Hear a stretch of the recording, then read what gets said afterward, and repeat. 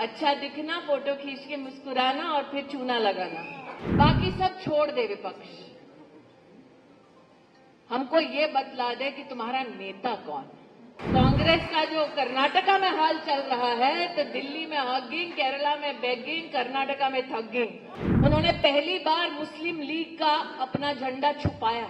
यहाँ पर फ्लैग छुपाओ, उत्तर भारत में जाके मंदिर मंदिर हो आओ, ये कांग्रेस की स्ट्रैटेजी है। हिंदुस्तान को पहले भी लोग धमकी दे चुके हैं, वो नहीं टिक पाए हिंदुस्तान के सामने, तुम क्या चीज हो।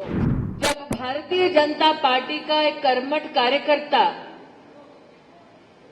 हर्ष और उल्लास के साथ कहता है अब की बार, तो जनता जनार्दन से ही आवाज उठती है अब की बार। ये विशेष रूप से इंडी अलायंस के उन नेताओं को आपका मुंहतोड़ जवाब है जिन लोगों ने ये दुस्साहस किया और कहा कि मोदी तो अकेला है, न घर है, न परिवार है।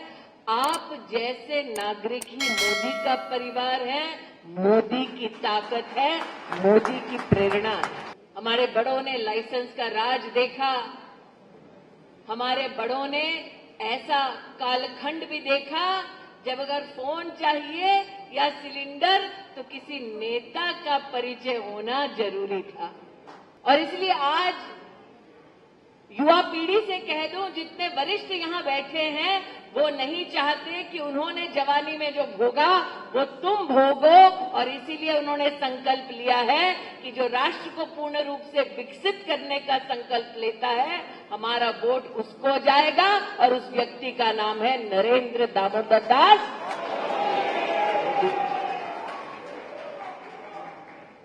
हम मान कर बैठे थे जब कांग्रेस के एक दिवंगत नेता ने प्रधानमंत्री के पद पर यह ऐलान किया कि दिल्ली से 1 रुपया निकलता है तो गांव तक पहुंचते पहुंचते 10 पैसा हो जाता है। बड़ों ने ये विष पी लिया था, ये मान लिया था कि अगर कांग्रेस पार्टी प्रधानमंत्री के पद पर ये स्वीकार करती है कि 90 पैसे खाने वाले कांग्रेस के ही नेता हैं, फिर नरेंद्र मोदी प्रधान सेवक बने और उन्होंने संकल्प लिया कि भारत की तिजोरी से रुपया अगर निकला तो गरीब के खाते तक पूरा का पूरा रुपया जाएगा। और इसलिए इस देश के इतिहास में जो कभी ना हुआ वो मोदी ने कर दिखाया, और 40 करोड़ से ज्यादा हिंदुस्तानियों का जीवन में पहली बार बैंक का खाता खुला। और मेरा सभी महिलाओं से विशेष आग्रह है, अगर हम चाहते हैं कि महिलाओं को कोई राजनीति में गंभीरता से ले तो गंभीर राजनीतिक मुद्दों पर अपना ध्यान आकर्षित रखें। सास बहू का सीरियल जिंदगी की असलियत से कोसों दूर है। जो जिंदगी की असलियत को समझे और गंभीर रूप में राजनीतिक कार्यक्रम में भाग ले, उसी महिला का सामाजिक और राजनीतिक जीवन आगे चलकर सफल है। फोटो खींच खींच के मुस्कुरा मुस्कुरा के गांधी खानदान ने ऐसे ही लूटा है देश को। अच्छा दिखना, फोटो खींच के मुस्कुराना और फिर चूना लगाना।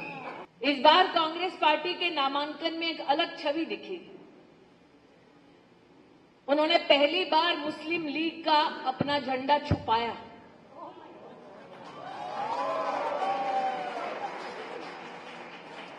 और मुझे आश्चर्य ये हुआ कि अब तक तो डंके की चोट पर मुस्लिम लीग के साथ झंडा फहराते थे, पहली बार संकोच हुआ है मुस्लिम लीग के साथ झंडा फहराने में।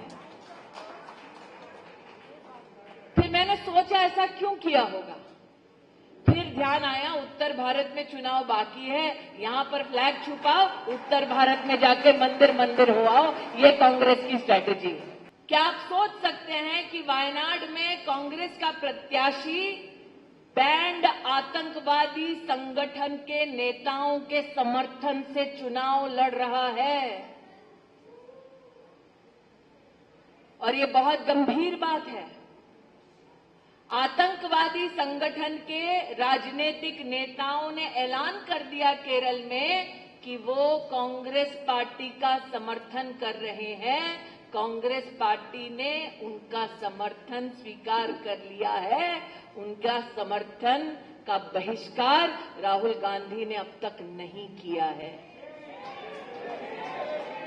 और ये वो व्यक्ति है जिसने दिल्ली में कहा था एक यूनिवर्सिटी में जाकर कि भारत तेरे टुकड़े होंगे, इस नारे का उन्होंने समर्थन किया था।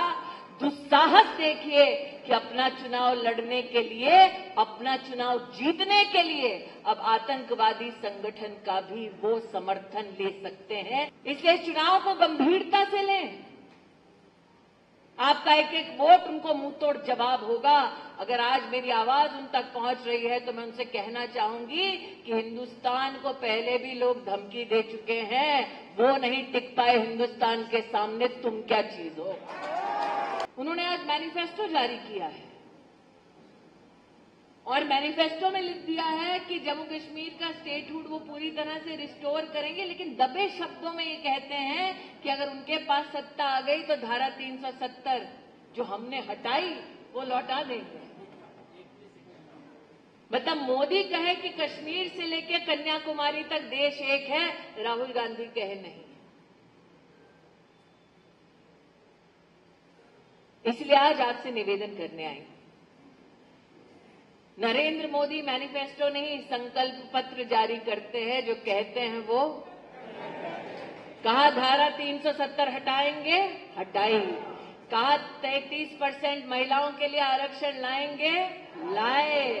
और कहा संविधान की मर्यादा में भव्य राम मंदिर बनाएंगे। राम की भी लीला अपरंपार है।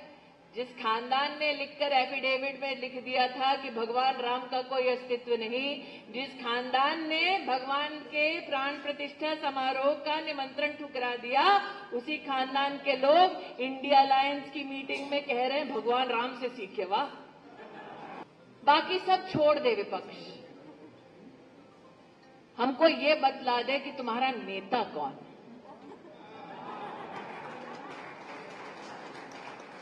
हमको ये बतला दे तुम्हारी नीति क्या, नियत क्या है, ये दुनिया जानती है। आज भारतीय जनता पार्टी और एनडीए के सभी कार्यकर्ता डंके की चोट पर कहते हैं कि हमारा नेता नरेंद्र मोदी, हमारी नीति सशक्त भारत और हमारा जो नियत है, हमारा जो संकल्प है वो है 2047 तक पूर्ण रूप से भारत को विकसित बनाना और आगे 3 साल में भारत को तीसरी बड़ी सबसे इकोनॉमी बनाना। और आज जो कांग्रेस का जो कर्नाटका में हाल चल रहा है, तो दिल्ली में हगिंग, केरला में बेगिंग, कर्नाटका में थगिंग, ये हाल है।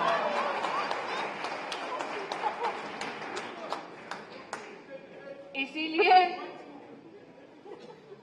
उनकी नजर आपकी तिजोरी पे है, आपकी नजर ईवीएम पे, कमल के बटन पर रहनी चाहिए। मैं यही निवेदन आपके मध्य में लेकर आई हूं। जाकर पोलिंग वाले दिन कमल का बटन दबाएं, पुनः नरेंद्र मोदी जी को अपना आशीर्वाद आप दें। आज यही निवेदन आपके चरणों में अर्पित करते हुए अपनी वाणी को विराम देती हूं। जय हिंद, जय भारत, बोलो भारत माता की।